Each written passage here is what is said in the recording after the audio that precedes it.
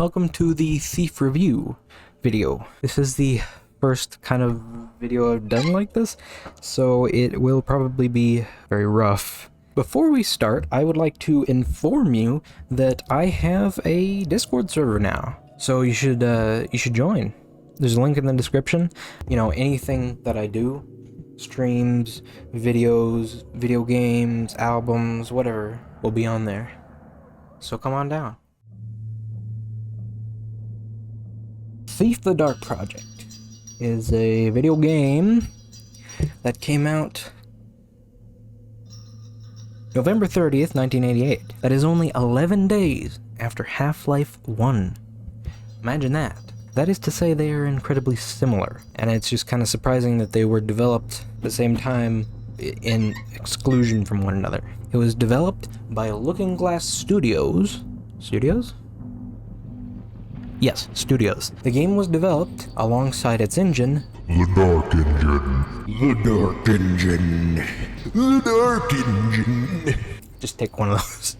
A very advanced 3D engine for the time, which was developed at the same time of, but separately from, the engines of Quake and Unreal. A kind of sad fact, really, is that the Dark Engine was only used for 3 games. Thief 1, Thief 2, and System Shock 2. As I mentioned before, Thief is a stealth game. So what better way to make a stealth game than to give your players tools, objectives, an open level, and let them loose. But of course, when you're making a stealth game, you want players to stay in stealth. Some games incentivize this by failing you if you get detected. This is not what we call fun. Combat and damage taken in Thief was intentionally made very harsh, so you can do combat, but only as a last resort. The game has a fairly unique way of presenting difficulty scaling, which is always a troublesome issue in modern games. At higher difficulties, it doesn't just up the guard's health and lower yours. It'll change how well they can see and hear.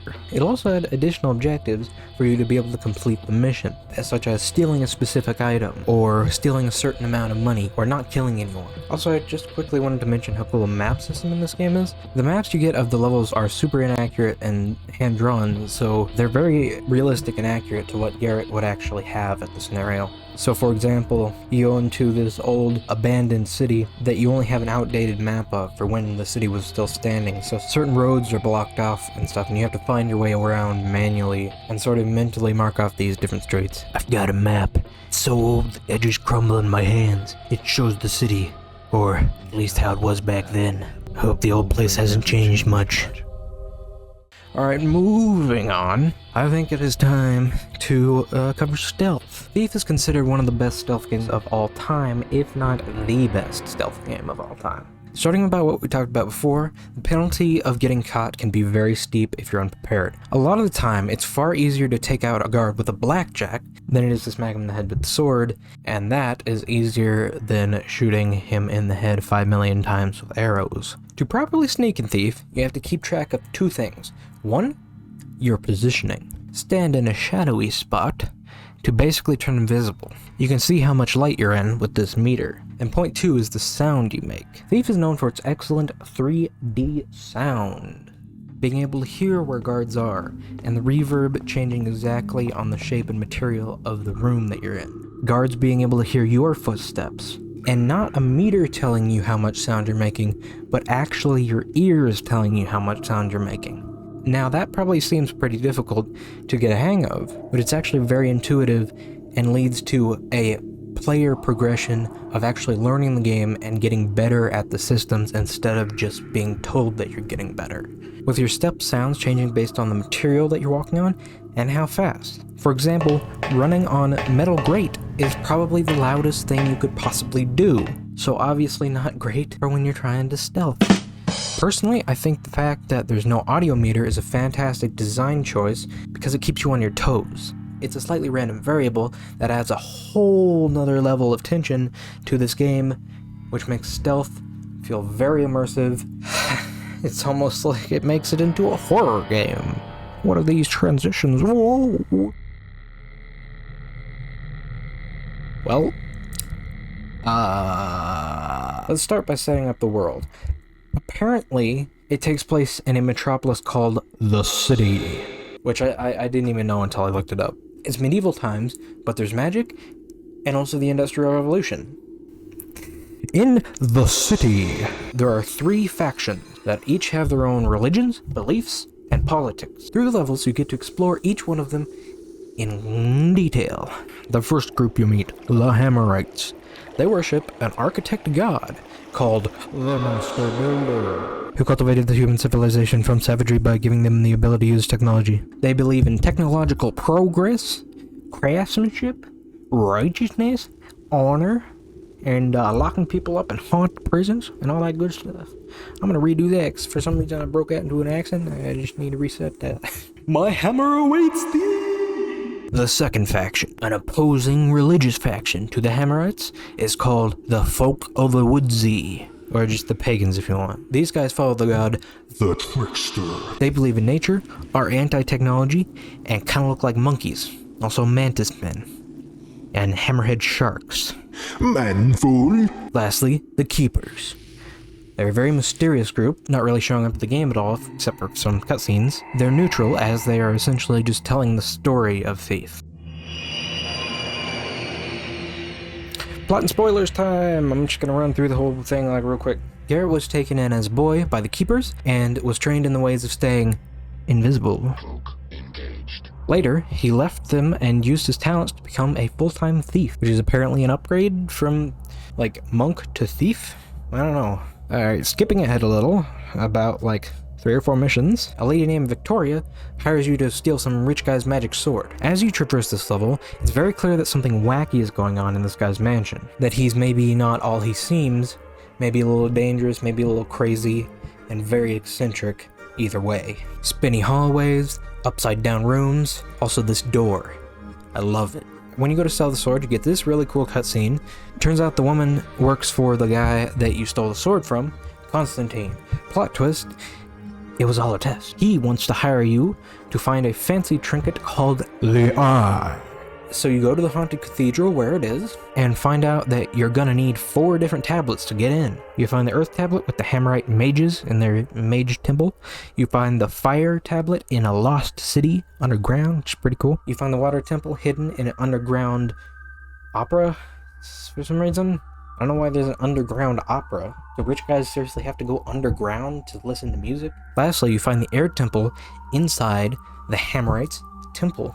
Like their sanctuary or whatever, their main base. You make your way in by disguising yourself as a novice, who aren't allowed to speak, so it's perfect. It's probably the coolest, yet most annoying mission in the whole game, because you have to find these weird levers, which are in impossible to see locations. After you have the tablets, go back to the haunted cathedral, grab the eye, but of course you can't get out the way you came, so you have to go further into the temple and help out this ghosty boy who wants his stuff, basically just so you can help lay him to rest. Then after you do that, he gives you the key to a bomb to blow open the back door, and it's a pretty cool mission actually.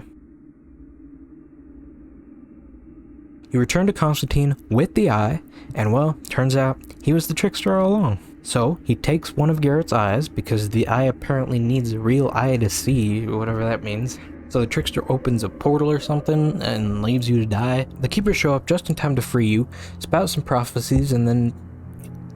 okay, thanks guys, bye. They're out of here. So you escape through Constantine's much-changed mansion, fighting monkeys, mantis men, and hammerhead shark men. Since Garrett's a smart guy, he decides the next step is to enlist the help of the Hammerites, who we've been stealing from this whole time, as they're the mortal enemies of the trickster, and will probably know best how to defeat him before he goes and destroys the entire world, or whatever he's trying to accomplish. I don't know, he's evil, you get it. So you head back to the Hammer's temple from before, the sanctuary thing, and oh no, they're all dead! What will we do?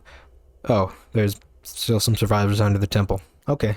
So they asked you to yoink the high priest from the monkey men and then toss them over back to where they're at so that they can do a ritual for you to go into the trickster's dimension. So yeah, Constantine's portal from before was essentially just him piecing out to his own chaos dimension or whatever. So we're gonna chase him there. So after you fight past some monster men, slide down some ice, and then do some cool platforming, I don't know if it's cool, but you come up on Constantine's ritual. Watch out, he's about to perform it. You gotta sneak up and swap out the eye. Real easy. Now here comes the hardest part of the game. You have to wait for him to do each and every one of these pillars. And then he dies, hooray! In the outro, the keepers effectively reveal that they've been watching Garrett the whole time as they wrote the prophecy of what he just did. Also, Garrett has a metal eye now to replace the one that he lost. The game ends with the line, "Nothing has changed. It is all as it was written. The trickster is dead. Beware the Middle Age." Thief is a complex struggle between nature and technology and order and chaos. At the end, with the death of the trickster, that means that the scale has been tipped in the side of technology and order. So yeah, Thief is a pretty cool game. If you want like a numerical rating, that's what mine is. From hot to cool, it's pretty cool. Which side is better is the question. I very much enjoyed the game, and if this has inspired you to play the game too, then nice, please do. It's a great game. It's one of the original proper immersive sims. If you want to play Thief 1, basically the only way to play it nowadays is via Thief Gold, which is essentially has the DLC packs included, which are just additional missions thrown into the campaign to make it a little bit longer and stuff, they're pretty good. Like, it's pretty cool, but it kind of jumps the difficulty level a bit, but there's no way else really to get it. And it's like $7 on Steam, so just go pick it up and have a fun time. And if you do enjoy Thief because of this video, leave a comment. It would be very cool to see if somebody played the game on my recommendation. Hey, I'm starting a Patreon today. I don't know if that blew out the mic, but I have 3 different ones, so it doesn't matter. Links in the description if you want to support me, so drop by there and check it out. You can support me for as low as $5 a month. You'll get your name in the credits of everything I do. Video games, live streams, videos, short films, albums somehow, maybe, I guess. I don't know how that would work exactly.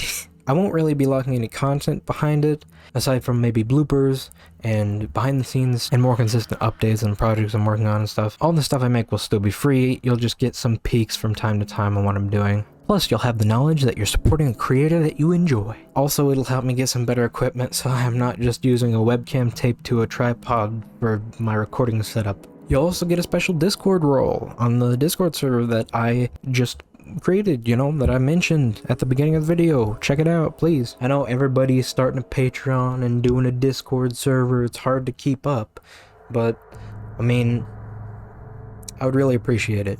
Also, just to be clear, disclaimer here, it is not affiliated with Team Kanoe at all. It is just a personal Patreon for me. You'll just be supporting me and all the stuff that I make. I mean, technically by proxy. Thank you all for watching, and thank you for sticking around for this long, watching my rambling and rants. I hope you enjoyed the format. I'm trying something new, so tell me if you enjoyed it. If you don't want to see it ever again, yeah, just let me know.